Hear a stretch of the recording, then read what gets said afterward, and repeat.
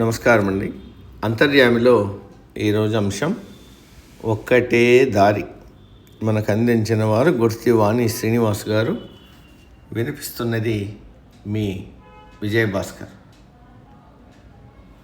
ఈ భూమి మీద పడ్డ ప్రతి ప్రాణికి కలి బంధనాలు తప్పవు. ఆకలితో మొదలై ఆశల దారుల్లో ప్రయాణించక తప్పదు. ప్రయాణంలో ఒక మజిలీ నుంచి మరో మజిలీకి చేరుకున్నట్లే ఒక సమస్య నుంచి మరో సమస్య వైపుగా సాగించే పయనమే జీవితం. అన్నీ తెలిసిన క్షణకాలం ఆనందం, అంతలోనే వైరాగ్యం కలుగుతాయి. మనసుపై మొహం పొరలు కమ్మేస్తాయి. విషయాసక్తుల వైపే మనసు మొగ్గు చూపుతుంది. పరిస్థితుల పెనుగాలి రాపిడికి వజ్రంలా మారిన వ్యక్తికి కూడా కొన్నిసార్లు మనశ్శాంతి కరువవుతుంది. తనకు తాను ఎన్ని బోధనలు చేసుకున్నా అలజడి తగ్గదు. అలాంటి బాధతోనే స్వామీజీని ఆశ్రయించాడు ఒక వ్యక్తి.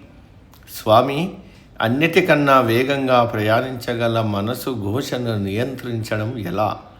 మనసుకు ఎన్ని బుద్ధిలు చెప్పుకున్నా ఉపశమనం తాత్కాలికమవుతుంది. శాశ్వత పరిష్కారం తెలియజేయండి అని వేడుకున్నాడు. స్వామి ఎదురుగా ఉన్న కిటికీ వైపు చూపించాడు. కిటికీ తెరపై వాలిన కందిరీగ బయటకు వెళ్లేందుకు శత విధాలా ప్రయత్నిస్తోంది. కానీ బయటపడలేకపోతోంది. అలసిపోయి కింద పడుతూ మళ్ళీ లేచి అదే తెర మీద వాలి దానిలోంచి బయటకు వెళ్ళే మార్గం కోసం వెతుకుతోంది. నాయనా, మన తీరు కూడా అంతే. ఆ కందిరీగ ఆ పక్కనే ఉన్న పెద్ద రంధ్రం గుండా లోపలికి వచ్చింది. తిరిగి వెళ్ళే దారి మరచిపోయి ఫలితంని అనుభవిస్తోంది అన్నాడు. అంటే దానిలాగా నాకు కూడా విముక్తి లేదా స్వామి అన్నాడు ఆ వ్యక్తి. ఉంది. తల్లి గర్భంలోని శిశువు ఈ గర్భ నరకాన్ని వీడి బయటపడిన మరుక్షణం నుంచి నీ నామస్మరణ చేస్తూ విషయవాంఛలకు దూరంగా ఉంటానన్న దైవానికి వాగ్దానం చేస్తుంది. ఇప్పుడు పడుతున్న కష్టాన్ని గుర్తుపెట్టుకుని మరు జన్మ లేకుండా జ్ఞాన దృష్టితో ప్రవర్తించి మోక్షాన్ని పొందుతానని ప్రార్థిస్తుంది. భూమి మీద పడ్డాక అన్నీ మర్చిపోయి ఇదే శాశ్వతం అనుకుంటుంది. ప్రాపంచిక సంబంధ విషయ జ్ఞానం ఇహానికి పనికొస్తుంది. ఆధ్యాత్మిక చైతన్యం తిరిగి వెళ్ళే దారికి చూపిస్తుంది. ఆ మార్గం తెలుసుకోవడమే అసలైన సంతృప్తి. ఈ దిశగా ఆలోచించి ఆత్మజ్ఞానాన్ని పొంది ఇహపర సుఖాల అర్థాన్ని తెలుసుకో, అంతరాత్మను ప్రశాంతపరచుకో అని బోధించాడు స్వామీజీ. విశాల విశ్వంలో చిన్న రేణువుగా ఉన్న భూమిపై అత్యంత స్వల్పమైనది మనిషి ఉనికి. అలాంటప్పుడు విషయాలను పెద్దవిగా ఊహించుకుని బాధపడటం అర్థరహితం.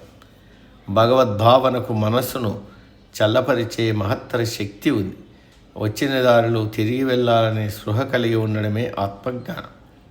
ఆ జ్ఞాన మార్గంలో పయనించి మనో నిశ్చలత్వంతో జీవించడం మనకు ఋషులు యోగులు చూపించిన సన్మార్గం. లోకా సమస్త సుఖినో భవంతు అనే భావనతో జీవిస్తే మనశ్శాంతి దానంతట అదే కలుగుతుంది. ప్రశాంత తీరమైన దైవాన్ని చేరుకునే దారి తప్పక కనపడుతుంది. అప్పటి వరకు ఆ నలుగురికి ఉపయోగపడుతూ జీవించాలి. అదే సుఖం, శుభం. సమాప్తం. సర్వే జన సుఖినో భవంతు.